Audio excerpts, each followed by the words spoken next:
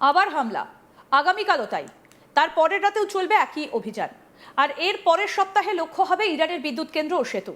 আলোচনার টেবিলে না এলে দেশের গুরুত্বপূর্ণ অবকাঠামো ধ্বংস করে দেওয়া হবে, এমনটাই কড়া হুঁশিয়ারি দিয়েছেন আমেরিকান প্রেসিডেন্ট ডোনাল্ড ট্রাম্প। তার এই বক্তব্য শুধু নতুন সামরিক অভিযানের ঘোষণা নয়, বরং ইরানের ওপর সর্বোচ্চ চাপ তৈরির একটা সুস্পষ্ট রাজনৈতিক বার্তাও বহন করছে। একদিকে টানা সামরিক হামলার ঘোষণা, অন্যদিকে সমঝোতার আহ্বান। এই দুই কৌশলকে একসঙ্গে সামনে রেখে ইরানকে কোণঠাসা করার চেষ্টা করছে ওয়াশিংটন। ফলে মধ্যপ্রাচ্যে নতুন করে বড় ধরনের সংঘাতের আশঙ্কা আরও জোরালো হয়েছে। আমেরিকা এবং ইরানের সংঘাত আরও ভয়াবহ রূপ নিয়েছে। বুধবার নতুন করে ইরানের একাধিক সামরিক ঘাঁটিতে বিমান হামলা চালিয়েছে আমেরিকার সেনাবাহিনী। ওয়াশিংটনের দাবি, এই হামলার উদ্দেশ্য ছিল ইরানের এমন সামরিক সক্ষমতা ধ্বংস করা যেগুলো ব্যবহার করে হরমুজ প্রণালীতে বাণিজ্যিক জাহাজের ওপর হামলা চালানো হতে পারে। পাশাপাশি ইরানের বিরুদ্ধেও আরও কড়া সামরিক চাপ তৈরি করাই ছিল এই অভিযানের অন্যতম লক্ষ্য। আমেরিকার এই হামলার পরে পাল্টা জবাব দেওয়ার দাবি করেছে ইরান। তেহরান জানিয়েছে তারা বাহরেইন এবং কুয়েতে আমেরিকার সামরিক স্বার্থকে লক্ষ্য করে হামলা চালিয়েছে।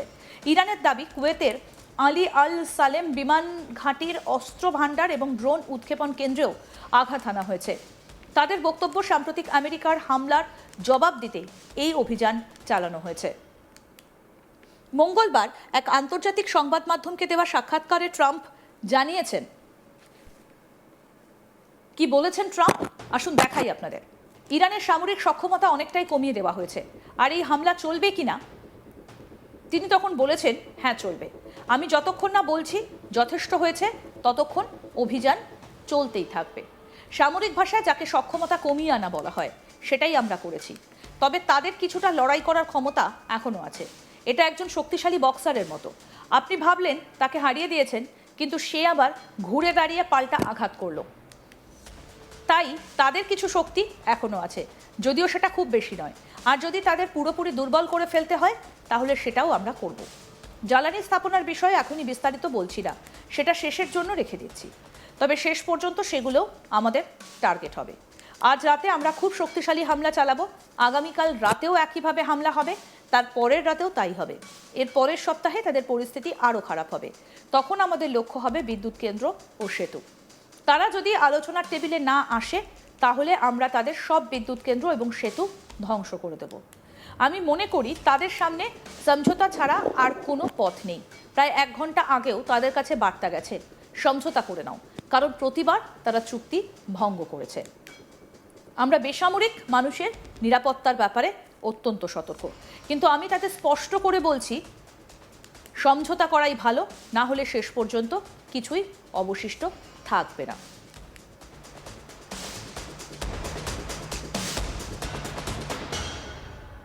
এরপর ডোনাল্ড ট্রাম্পের আরও মন্তব্য, যে তিনি মনে করছেন যে তারা শেষ পর্যন্ত সমঝোতা করবে কিনা সেটা আমি জানি না, তবে আমার বিশ্বাস তাদের সেটাই করা উচিত, বলছেন ডোনাল্ড ট্রাম্প।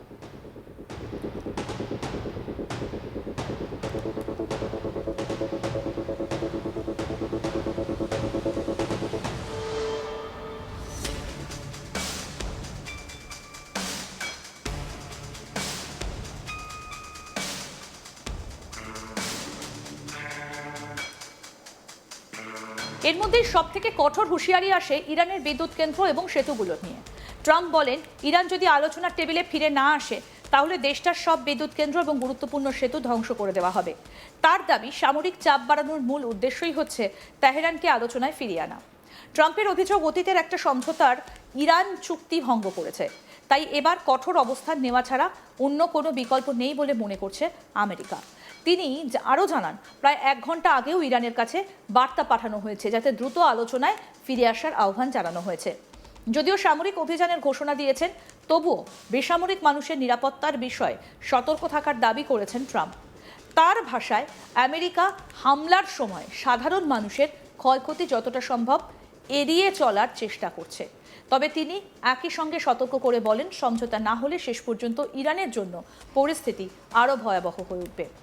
বিশ্লেষকদের মতে ট্রাম্পের এই বক্তব্য মূলত সর্বোচ্চ চাপ প্রয়োগ কৌশলেরই অংশ। সামরিক অভিযান, অর্থনৈতিক চাপ এবং কূটনৈতিক বার্তা, এই 3টে মাধ্যমকে একসঙ্গে ব্যবহার করে ইরানকে আলোচনায় বসাতে চাইছে আমেরিকা। তবে এই কৌশল কতটা কার্যকর হবে তা নিয়ে আন্তর্জাতিক মহলে মতভেদ রয়েছে, কারণ অতীতেও কঠোর নিষেধাজ্ঞা এবং সামরিক চাপ সত্ত্বেও ইরান তার অবস্থান থেকে পুরোপুরি সরে আসেনি। এদিকে সাম্প্রতিক সময় হরমুজ প্রণালীকে কেন্দ্র করে দুই দেশের উত্তেজনা আরও বেড়েছে। বিশ্বের অন্যতম গুরুত্বপূর্ণ এই নৌপথ দিয়ে প্রতিদিন বিপুল পরিমাণে জ্বালানি পরিবহন হয়। ফলে এই অঞ্চলে সামরিক সংঘাত বাড়লে শুধু মধ্যপ্রাচ্য নয়, বিশ্ব অর্থনীতিতেও তার সরাসরি প্রভাব পড়তে পারে। সংঘাতের কেন্দ্রবিন্দুতে উঠে এসেছে বিশ্বের অন্যতম গুরুত্বপূর্ণ জলপথ হরমুজ প্রণালী। এই পথ দিয়েই বিশ্বের বড় অংশের তেল এবং গ্যাস রপ্তানি হয়। ইরান এবার এই প্রণালী নিয়েও কড়া হুঁশিয়ারি দিয়েছে। ইসলামিক রেভলিউশনারি গার্ড কর্পস বা আইআরজিসি জানিয়েছে, যতদিন আমেরিকার সেনা এই অঞ্চলে থাকবে ততদিন হরমুজ প্রণালী দিয়ে এক ফোঁটা তেল বা গ্যাসও রপ্তানি হতে দেওয়া হবে না। ইরানের এক উপবিদেশমন্ত্রীও স্পষ্ট ভাষায় বলেছেন, যে কোনো মূল্যেই হোক হরমুজ প্রণালীর ওপর নিজেদের সার্বভৌম অধিকার প্রয়োগ করবে তেহরান। এই মন্তব্যের পর আন্তর্জাতিক মহলে উদ্বেগ আরও বেড়েছে, কারণ হরমুজ প্রণালীতে কোনো ধরনের বাধা তৈরি হলে তার সরাসরি প্রভাব পড়তে পারে বিশ্বজুড়ে জ্বালানি সরবরাহ এবং তেলের দামের ওপর। অন্যদিকে আমেরিকাও ইরানের ওপর চাপ বাড়াতে নতুন নৌ অবরোধের প্রস্তুতি নিয়েছে। ইরানের বন্দর এবং উপকূলীয় এলাকায় নজরদারি এবং সামরিক উপস্থিতি আরও জোরদার করার পরিকল্পনা নিয়েছে ওয়াশিংটন। বিশ্লেষকদের মতে দুই দেশের এই পাল্টাপাল্টি সামরিক পদক্ষেপ মধ্যপ্রাচ্যে আরও বড় সংঘাতের আশঙ্কা তৈরি করছে। এই উত্তেজনার মধ্যে একটা গুরুত্বপূর্ণ সিদ্ধান্ত থেকে সরে এসেছেন American president Donald Trump. Hormuz প্রণালী দিয়ে যাতায়াতকারী পণ্যবাহী জাহাজের ওপর 20% ফি বসানোর যে প্রস্তাব তিনি দিয়েছিলেন, ঘোষণার মাত্র একদিনের মধ্যেই তা প্রত্যাহার করেছেন।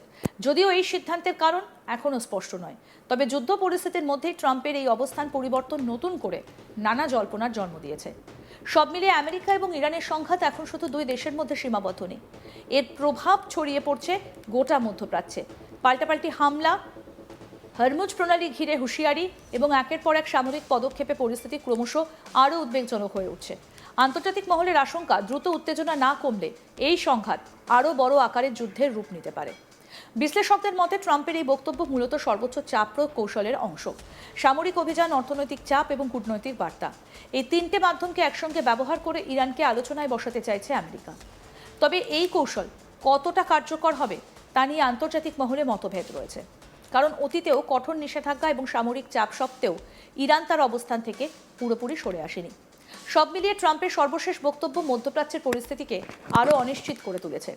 একদিকে তিনি সমঝোতার আহ্বান জানাচ্ছেন, অন্যদিকে ধারাবাহিক সামরিক অভিযান আরও বিস্তৃত করার ঘোষণা দিচ্ছেন।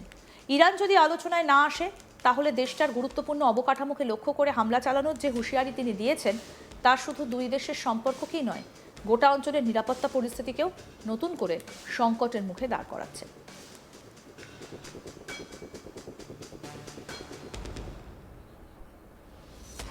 আরও আপডেট পেতে দেখতে থাকুন আজ তাক বাংলা, সাবস্ক্রাইব করুন।